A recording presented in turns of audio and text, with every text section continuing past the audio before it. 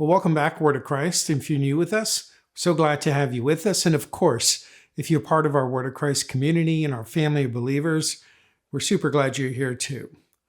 And so, what exactly is the book of Romans about? This week, we're going to find out. I am so excited to get started on this new series that we are going to cover the book of Romans. And just by this first introduction, I can tell it's going to be amazing. And so I hope you're excited and ready. Masood is with us this week as we get started. And so pull up your chair, open your heart, get ready to dive in to the book of Romans. Just one note here is that this series, like we have with Galatians and with James, is not a verse by verse kind of chronological view of the book, but rather it's a look at the principles and the themes that the Apostle Paul is covering in this book. And so just keep that in mind because we do move around in the book of Romans to bring some truths out. God bless you, family. Welcome with me, Masood. I'll be back on the other side of this to give you some thoughts to think about. We'll see you then.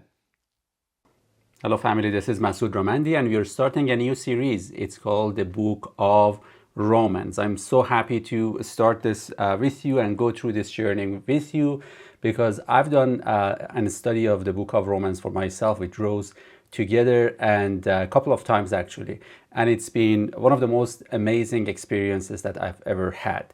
And the reason is this is the book of the gospel. This is the gospel as clear as it can get. This is where every term, every terminology, every concept, everything that you have a question is going to be answered in. So back in 2013 was, I think, that it was just about a year after we gave our life to the Lord, that we started the book of Romans to study it, not to read it, to study it, to go chapter by chapter, verse by verse, looking at the words and see what actually the book is saying. Because before that, we read it, it was amazing. It's the book that I got saved. It's the book that my eyes were opened a year before that. When I began to see that the story of Jesus is the story of sonship, God sending Jesus Christ to show us who we are, to show us an example of what man looks like, to show us what we had believed through another man was wrong, was a lie. It was all a system of beliefs that had held us in bondage. And now Jesus Christ has come as the truth, meaning as the truth about our being, opening our eyes to see what God has been showing us from the beginning, to open our ears to hear what He wants us to hear. And what is that? It's the voice of the Father speaking to His sons. Now, in order to basically study the book of Romans, a couple of things can help you to get the bigger picture, have an overview. So after that, when we get into verse by verse details, you see that Paul is actually building a case. This is not a book like any of other epistles of Paul. It's not like Ephesians or Colossians or Philippians, that they are amazing, filled with revelations, filled with grace and just glory and riches and all of that. They're all amazing, but they're not as organized as the book of Romans. They're not trying, their agenda is something else. Their goal is something else. It's not to, build a case so strong for the gospel that you will never ever have a doubt about what actually has been preached through Jesus Christ.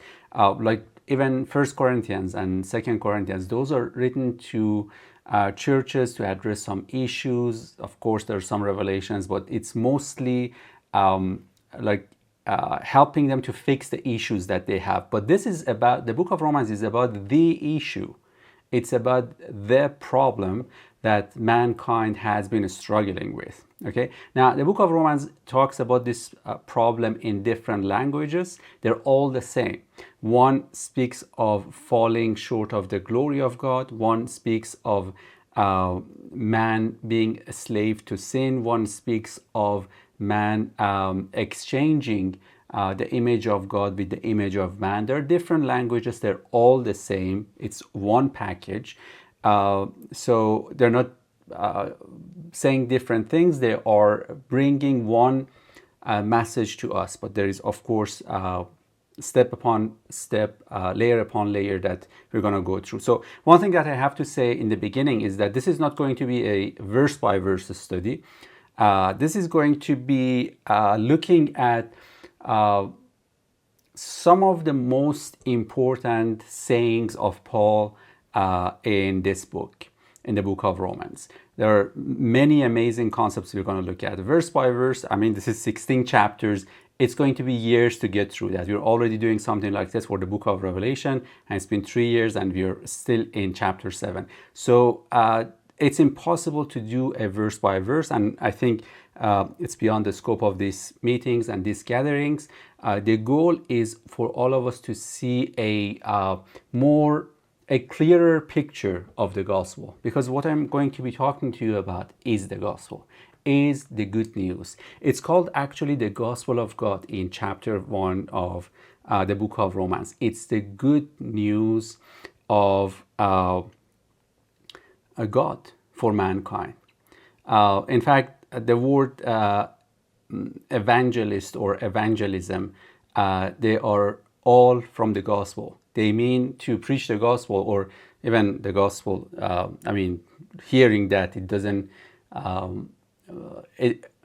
We can't relate to that, but when you say the good news, it's easy. So even the evangelism that we are talking about, or an evangelist, is the one who brings the good news. Okay, so that means there is something that is a news, but also it's so good. Another word, that part about the news, comes the word that we have, the word angel, which is the messenger. So it's a good message that has been brought to us. It's the good message that God has for us. So remember when the angels appeared to the shepherds at the birth of Jesus, what did they say? They said, we are bringing you this glad tidings, the good news that brings great joy.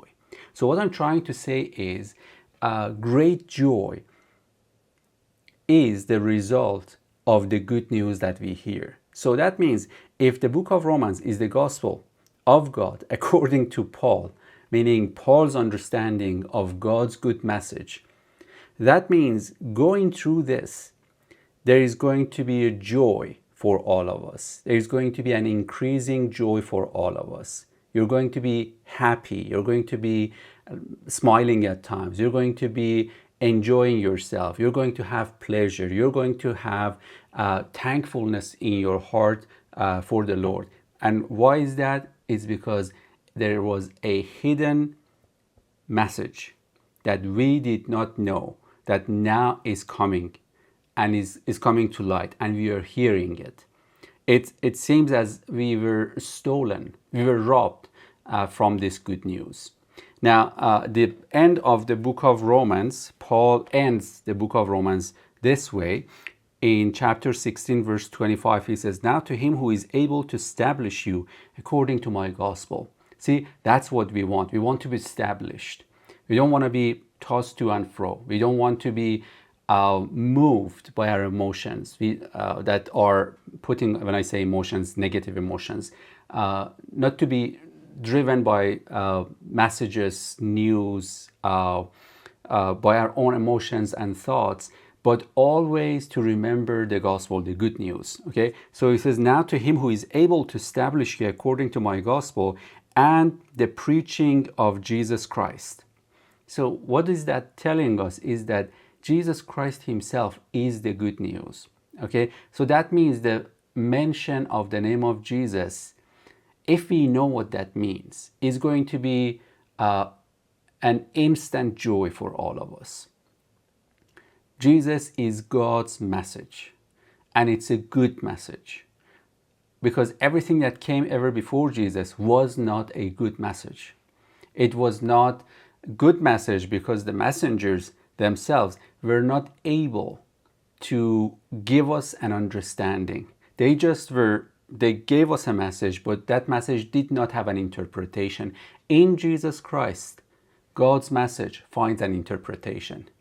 Meaning you see Jesus and you realize this is what God has been speaking to me all along. This is God's message to me. This is who He says that I am.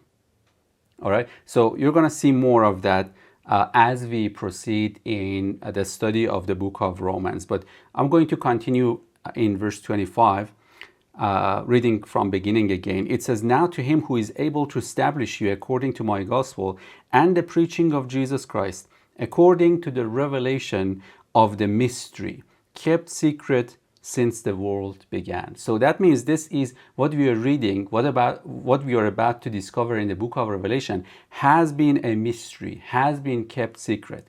Now, for every mystery, it can be handed over to you, okay? Something that is locked inside a box, it can be handed over to you. You just received something that is locked, something that is hidden, but when you receive it, it means nothing because you don't know what is inside of that unless you open it, unless you unlock the box, unless that is being revealed to you. That's why Paul says the revelation of the mystery. So that means there are things that we all are going to be hearing that may be something that we've never heard before. Not that we've never heard the verse is there. Okay, it may sound something that is a riddle or something that is a mystery, but now we're going to hear the revelation of that. Okay, because there are things like the wages of sin is death. Okay, we all have heard that, but what does it really mean? Because that's being misunderstanding these terms cause the good news to turn into bad news. And now you know that that is one of the messages that in the evangelism kind of meetings have been preached when after all along for about an hour, preaching that God is good, He's merciful, He loves you, and He wants you to have His life and all of that. And at the end, we say, but the Bible says the wages of sin is death, and you have sinned, and that means you deserve death, and that means you go to hell. So suddenly that good news that started good suddenly is not a good news anymore. But that's all because we have misunderstood what the wages of sin is death means. Or there are multiple other sayings like this in the book of Romans that are misunderstood, and some of them are not misunderstood. They are understood, but not in a deep level as it was meant to be, not in a transformative way. Okay, so like for example, being dead to sin, or reckon yourself dead to sin and alive to God in Christ. What does that mean? So these are all the things that we are going to be looking at. So now this is an intro. I'm not going to go through any specific thing, but I'm going to give you an overview of what the book of Romans is about. As I said, it is the gospel. Okay, it's the gospel, and this gospel, as I said, it's the good news. That means there has been something that wasn't so pleasant before this. Okay, and what was not so pleasant, or let me go back a little and go slower a little. In chapter 3 of the book of Romans, in verse, let's look at verse 19.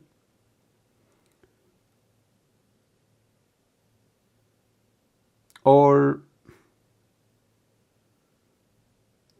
let's look at verse 23 directly. Verse 23 says, "For all have sinned and fall short of the glory of God." This is one of those verses that again is misunderstood. All have sinned and fall short of the glory of God. Reading this, if we don't have a context for what Paul is saying here, we're going to be thinking of sin in the traditional way, which means the acts that people have committed. But Paul is addressing one specific sin that all have done. And it all started way long ago, and it came through one man, and it's called the sin of Adam. It's not plural, it's not sins, it's the sin of Adam. So that in chapter 5, we're told about this sin. So let me just read this for you. In chapter 5, verse 12, we read, "Therefore, just as through one man sin entered the world, and death through sin, and thus death spread to all men because all sinned." Okay, so through one man sin entered the world, and all sinned. That is, all have sinned and fall short of the glory of God. All right, so the issue, therefore, before the gospel is that all have sinned.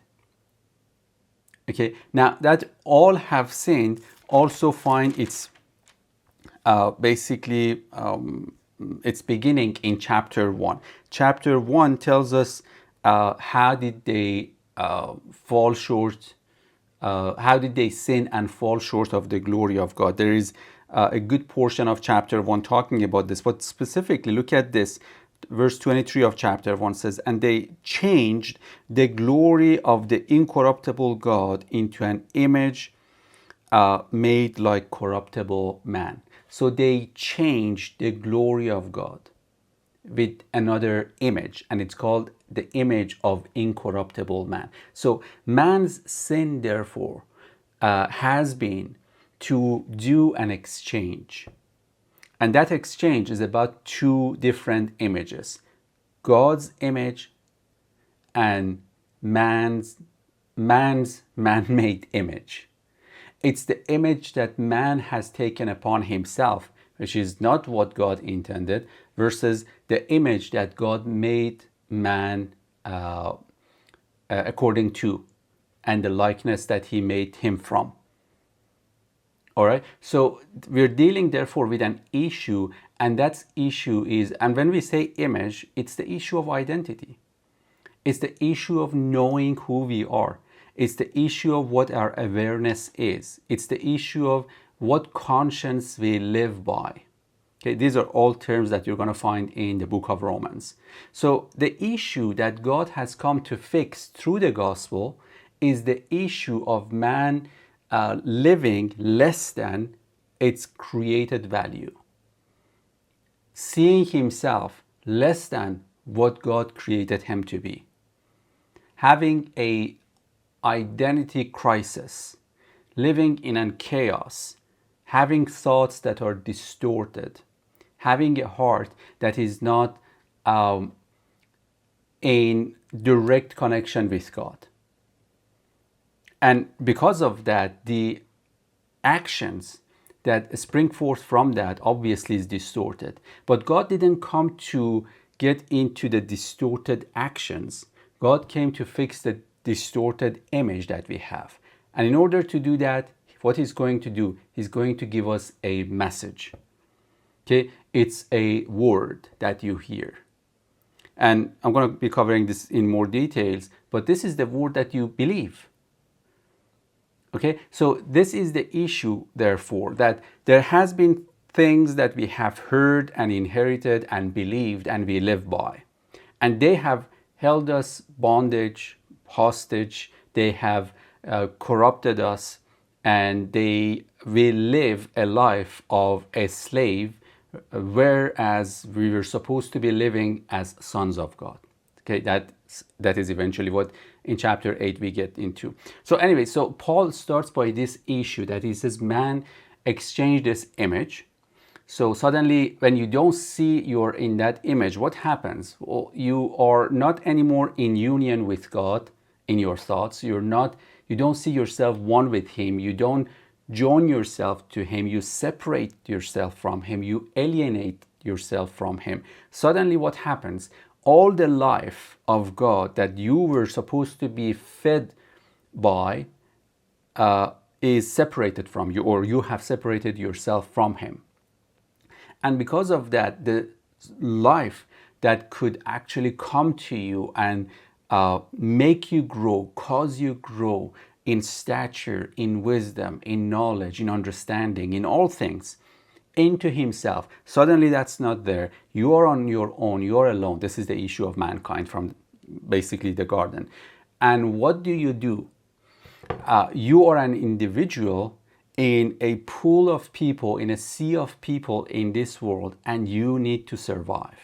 So that need suddenly turns us into people that become so defensive, so self-focused, so self-oriented. Everything becomes about us. And because of that, now, at times, when I become self-focused and you are self-focused and the other one is self-focused, the thing that I want in this life, that let's say I want to get this one, somebody else also needs this and wants this. So two different people are going after one thing. Then what happens after that? It's clear there's going to be a fight, and there is going to be killing and murdering. And when it comes to masses and groups and tribes and nations, that becomes wars. Okay, so that's where actually all the chaos you see in the world has come. But these are like, you see them as the big things, but these are the result of the little issue that actually starts in every man. And that is to become alienated from the life of God, to be separated from the life of God. Do you think if people that are creating so much, the bigger chaos, because everybody creates some level of chaos in this world. Do you think, but the ones that are responsible, the governors, the presidents, the prime ministers, the kings, emperors, do you think they, if they were one with God, if they were fed by the life of God, if the Spirit of God was moving in them, or they were led by the Spirit of God, do you think these wars would have any place in this world? No, absolutely not. Do you think all this manipulation would have any place in this world? No, absolutely. Why? Because how can you have the life of God in you, propelling you, driving you, inspiring you, moving you, and you do exactly something opposite to what life is doing in you, which is killing and murdering? So it's impossible. So the solution that God is bringing to mankind is not to fix wars. It's not to put an end to wars. It's not to bring people that go in certain positions in the governments, in nations, and through them to bring peace. No, the only one that can bring this peace is the Son of God and the sons of God. And they are the ones that Jesus said are peacemakers, the true peace. Just as he said, this peace is not about like no fight from two people. It's the kind of peace that I give. The world cannot give. It's the peace that I give to you. So, I mean, I've seen this in families and friends. When I was back home, that they always had fights, but then somebody would come mediate, and they were okay for about. They would hug each other, they would kiss each other, and they would say yes, reconciled, everything gone. And 2 days later, again back to the same situation. So it seemed like there was peace, but suddenly there is no more peace anymore. What does that mean? That means it was not the kind of peace that God has. The peace that Jesus said, the peace that I give you is my own peace. It's of a different realm. And the sons of God, he said, blessed are those who are peacemakers, because they shall be sons of God. So those kind of peacemakers, they don't come to mediate between nations. No, they mediate between man and God. They preach the good news. They are the new governors of God on Mount Zion, that their feet on Mount Zion causes them to move down also from God to mankind and bring the good news to them. This is those who are said, how beautiful are their feet. So the story is about God is trying to fix man. But this level of fixing is not in suddenly God moving his hand and all humanity is changed. Because if he wanted to do that, why wouldn't he do something like a perfect man from the beginning, never able to disobey, or never able to close his ears to God, or never able to misunderstand, or never able to have unbelief and doubt? Why wouldn't he do that from the beginning? So he could do it. So if now he comes and suddenly it's like this, that God says, okay, enough is enough and let me change everything, it's not going to be like that. Because this is about a cooperation between God and man, to the point that God comes with all his grace as a gift, and I become the recipient of that. That's why believing becomes very important, to experience this grace. That's why we're going to see that this is, Paul says, I'm not ashamed of the gospel of Christ, because it's the power of God unto salvation for everyone who believes.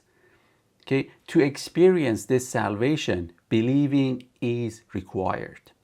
Now, I'm not saying, I think just recently I preached 3 messages on salvation. You know what kind of salvation I mean. I'm talking about experiencing. So experiencing salvation, it's not about just saying, well, Jesus died and everybody's saved. Okay, what good is that to people if today they're living as though without knowing that actually what that salvation looks like, and living their life the way they have lived?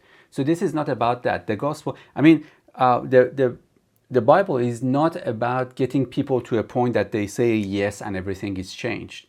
The Bible is about revealing a wisdom that makes you wise every day, one step more in growing the wisdom of God, one step more in understanding God's plan and yielding yourself to him, one step more to hearing the Spirit, one step more to being led by the Spirit, one step more to resting in him and not thinking I am behind, I need to do something more, I have to run. To have to be, settled in him and know that I'm in him, I'm well. And I know that there are things that I want to grow in, and there are things I want to discover, and there are things that I want to experience of God. There is growth in even relationship with the Lord himself. But I'm okay. I'm not desperate in this situation. I'm not thirsty. I'm not hungry. I'm not starving. God is my source. I'm with him. Nothing can separate me from his love. I'm saying this not thinking to say these things. These things are coming out. And you can see why Paul eventually gets to chapter 8 and saying the same thing, saying that what can therefore separate us from the love of God, the love of Christ? Nothing. Nor present, nor future, no, angels, demons, principalities. Nothing can separate me from the love of God. Why? Because you have gotten through chapter 1, 2, 3, 4, 5, 6, 7, and 8, and you know the message, and the conclusion come out of your own thoughts.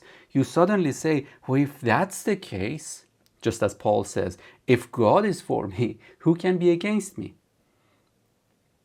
So it's that I think at times, sometimes we don't see God for us. Therefore, we see so many other against us, and we are, moved by that. And we don't enjoy the gospel. So anyways, now, the issue, what the issue is. So Paul actually goes on after chapter 1 of just basically saying very in a concise way what the issue was. After that, he goes on to say, therefore, now let me tell you something in chapter 2 and chapter 3, that this is an issue for all mankind. Like you Jews, you think like you have an advantage over the Gentiles just because at some point you received the law from Moses and you had prophets and all of that. He says, no. Why? Because that did nothing to you. It didn't save you. It didn't transform you. In fact, it says you are worse than all the Gentiles, because it says that their throat is an open tomb. With their tongue they have practiced deceit. The poison of asp is on their lips. This is chapter 3, verse 13. whose mouth is full of cursing and bitterness. Their feet are swift to shed blood, destruction and misery in their ways. This is all about the Jews. This is written about the nation of Israel. So what advantage did they have? Nothing. What advantage do they have today? Nothing. What about Gentiles? Do they have any advantage? Absolutely nothing. So God is trying to say, hey, this was not about putting some people above other people. This was about always God having a message for mankind, and that first nation was supposed to get the message, get saved themselves, then go to the nations and preach that good news to them. They didn't. So now God has come to another group and has entrusted this gospel to them so they can preach this to all nations, including even that first nation, the nation of Israel. So for chapter 2 and chapter 3 is to say, hey, don't think you are, when you hear the gospel, don't think in terms of nations and what about them or what about them. No, there is no favoritism with God. Not for the Jews, not for the Gentiles, not for Christians. It's not about that. It's about God being just and righteous, seeing everyone with the same eye, and saying you all, including the Jews, have sinned and fall short of glory of God. You are all lost in your identity. You are all in yourself, and not in God. And then he begins to say, now let me tell you what the solution is. God started the solution with Abraham, and Abraham is an example of the fix. And he says, Abraham believed. So it's again enforcing in chapter 4 that this is about God preaching a message and you believing, and now you know it's the gospel. So he starts by Abraham and he says, okay, this thing that you're looking for is actually called righteousness. The thing that you so desire and you don't know what that is, but it finds its fulfillment in righteousness. And he says, nobody can actually gain this. Even Abraham, he believed. And when he believed, it was like God's message in him began to work. And we know that how it has changed the world, because from him came Jesus Christ, the seed of Abraham, through whom all the nations are being blessed today, including you and me. So it's about believing. And in chapter 5, he tells us what to believe. Chapter 5 and 6. It's about saying, hey, you were so focused on messages that would come from the lineage of Adam, which is flesh, but now there is the lineage of Jesus Christ, which is the Spirit. So you looked at Adam and Adams, and you think that's what you should be. You should be like, whereas you were supposed to look at Jesus and be like him, because that's your true image. So don't look at the realm of Adam and its glory and its most wonderful men, because and trying to be them, because there was one that was the greatest, Solomon, in that generation of according to flesh. And even he, what happened to him? You know what happened to him. You know how his heart turned away from the Lord. You know how he became worshiper of other gods and built temples for other gods and all of that. Once again, back to the false image. So he says, therefore, in chapter 5, it's the case of two men. It's Jesus Christ and Adam. It's the flesh versus the spirit. It's the earthly man versus heavenly man. And he says, now I'm telling you, if you believe everything that is about this Jesus Christ and is being revealed through Jesus Christ, things are going to be changed. You're going to be in his likeness. And then he says, this is in chapter 6, he says, this is coming to a place called being united with him in everything that he has been through and he has done, including his crucifixion, in his burial, in his resurrection, in his ascension, and in his glory. You are, when you say I'm baptized into Christ, you are baptized in all of things. That means you've become one with him. It was as though you went on the cross and into the tomb and out of the tomb and in the glory. So that's chapter 6. Chapter 7 fixes the issue of law for us once for all. For those who still struggle for When they hear the gospel, they still bring the law into it. It's trying to say, hey, you're dead to the law. So that's chapter 7. And chapter 8 also answers the question, then now what? What is my instruction? This is the Spirit, not law anymore. You're being led by the Spirit. And in fact, because of that, you're sons of God. Now he ends basically his main message in chapter 8 by saying this is about being transformed into the same image. Jesus Christ is the firstborn. Now you're also born of God, and you're being transformed into the same image, and nothing can be against you. Just move on. Just hear and go on. So the rest of that, chapter 9 onward, is an reinforcing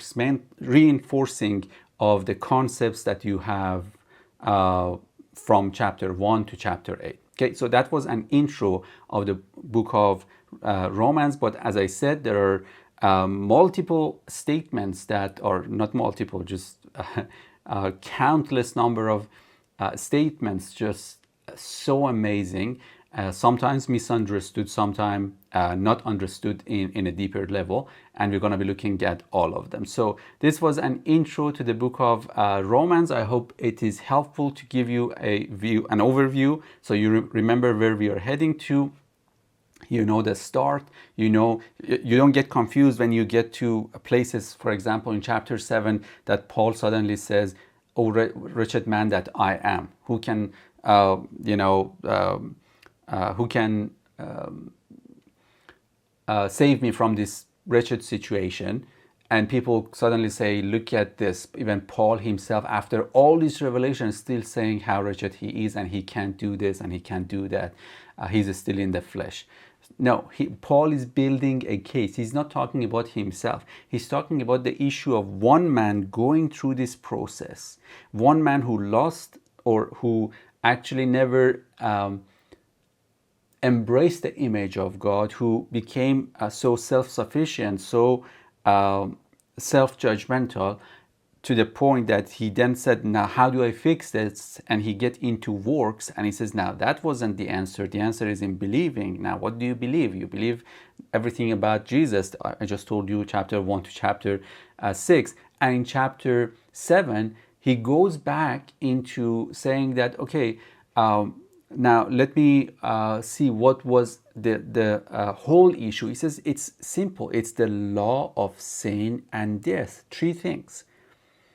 So, and all of them are when you are in the flesh.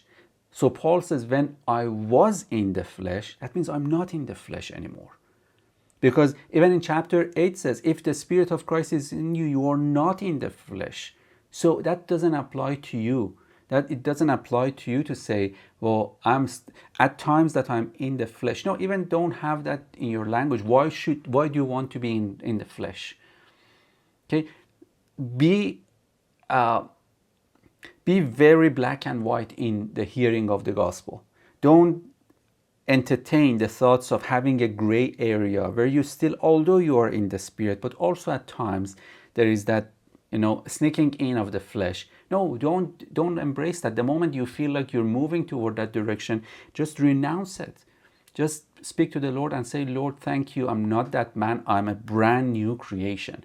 I'm not a thirsty man. I'm not hungry. I have you. You're my source. I'm not looking at my own weaknesses. I'm not aware of my own weaknesses. I just know you. I look at you and I'm changed.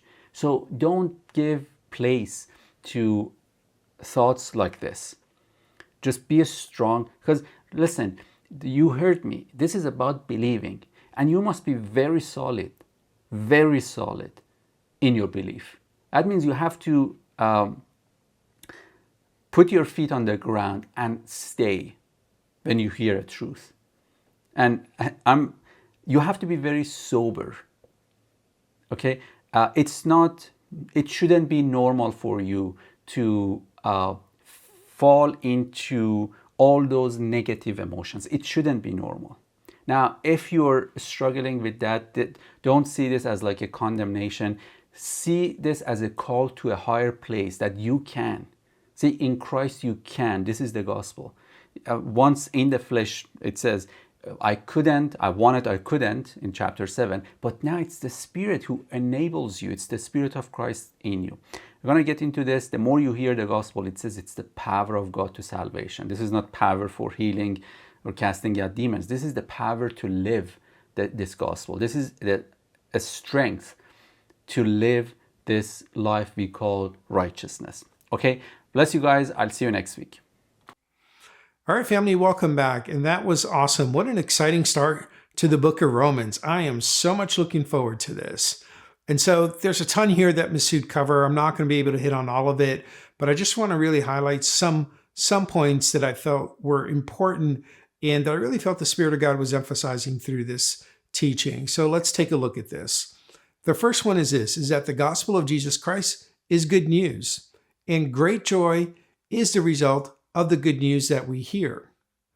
You know, if you've been around, we often really talk about how confronting truth can be and how we are really faced with this decision to lay down our own wisdom and to live in the truth of what Jesus accomplished. That's 100% true. And sometimes, you know, we can look in that mirror and it can take us back. It can be off-putting how off we are or how much growing we still have to do. And it's like, ooh, you know, but even with that correction, this message of Jesus comes with it the glad tidings. It is the good news that we carry. And what comes with this news is great joy. So when we hear it and we embrace it, our spirit is lifted. It comes alive. The burden of this world kind of becomes irrelevant because there is a new kingdom that we live in. And so the outcomes that this news produces in us are love, joy, and peace. Our restless soul becomes satiated. It becomes satisfied. It comes into rest because we have encountered the way, the truth, and the life.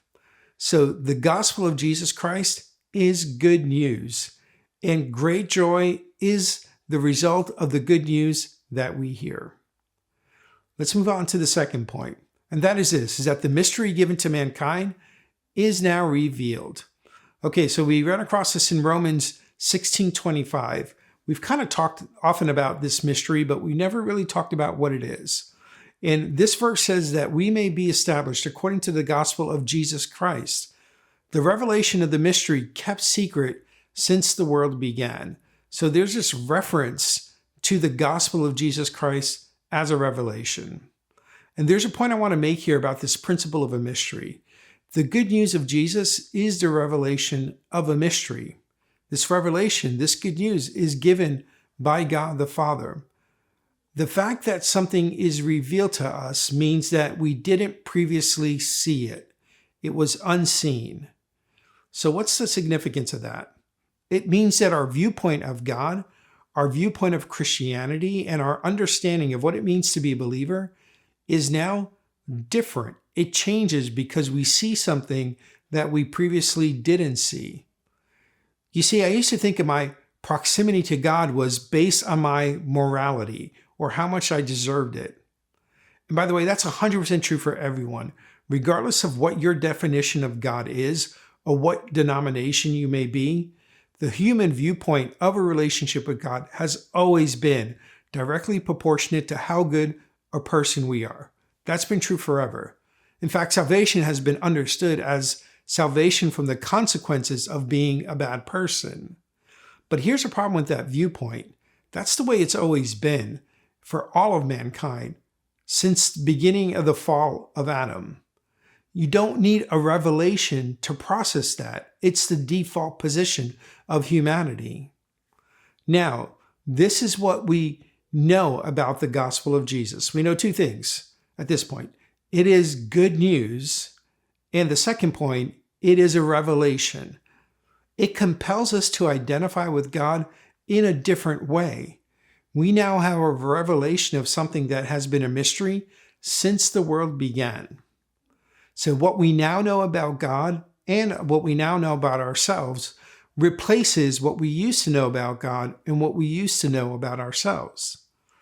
The good news of Jesus is the mystery revealed. Okay, the third point is this, and this is really, family, this is a core of the book of Romans. This is kind of the foundational element. If you get this point and you really assimilate this and take this in, You're going to do really well through this series. And this is a point. This sin that all mankind has undertaken is the sin of an exchanged identity. This is the entire theme of the book of Romans. And Masood was moving fast through this point, but I want to highlight this point that he was making.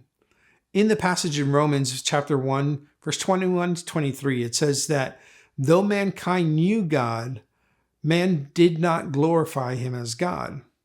And so if you look in your Bible, you're going to see that the word him in that verse is italicized. What does that mean? That means that it's not there in the original manuscript.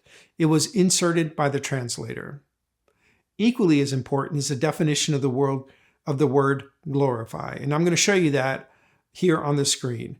It shows you that the primary grounding definition of this word, it means to think, to suppose, or to be of opinion. And that is really the basis for what we understand glorify to be. How can I magnify something if I think differently about it, right? So if you think that through, this starts to connect. So when you read this criticism that Paul is giving us in these two verses, and you remove the word that was artificially inserted, you read verse 21 like this. It says, because although they knew God, they did not think, suppose, or hold the same opinion as God. They changed the glory of incorruptible God into an image made like a corruptible man. Man, that feels completely different. And now you can go back and you can read Romans 3:23 with the proper perspective. All have sinned and come short of the glory of God. Heard that 1,000 times. What does that mean? It means that all has missed the mark. That's what sin is. We've missed the mark. They did not think, suppose, or hold the same opinion as God. Therefore, they were inferior in power to the opinion that God held. So this is what falling short means. It means that they were inferior in power to the opinion that God held. You see, man could no longer think from the tree of life, but they now process life from the knowledge of good and evil. Think back to the garden. Remember how God responds when they fall. He says, who told you that you were naked? Where did you take on that knowledge that this was shameful? Where did you take on the viewpoint that made you separate yourself and be shameful and afraid? You see, they changed the glory of the incorruptible God into an image made like a corruptible man. So the sin that all mankind has undertaken is the sin of an exchanged identity. All right, family, my last point is this, is that God's plan is not to legalize morality. God's plan is to restore the heart of man to himself. And so, look, there are endless people who have amazing moral character. There is no mystery about being moral. You know, we don't need a revelation of a mystery in order to be moral. We just need the law. The question is, where is your life source? So Jesus came to reverse this exchanged identity. You know, think of this, if you ever play the game Uno, right? This is like the ultimate reverse card where you throw that card and it flips the direction of the game. He came to connect the heart of man back to God. And even though it's 100% true, I almost don't like saying it in those terms because it sounds so religious.